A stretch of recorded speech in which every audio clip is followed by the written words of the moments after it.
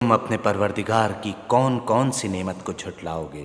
وَلِمَنْ خَافَ مَقَامَ رَبِّهِ جَنَّتَانِ،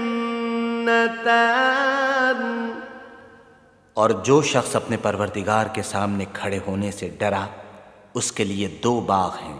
فَبِأَيِّ آلَاءِ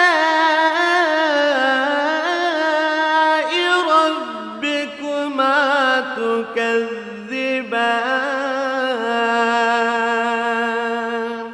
تو تم اپنے پروردگار کی کون کون سی نعمت کو جھٹلاؤ گے؟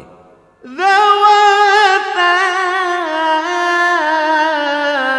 أَفْنَانٍ،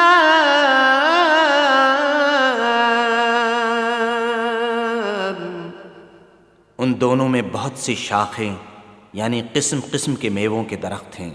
فَبِأَيِّ آلَاءِ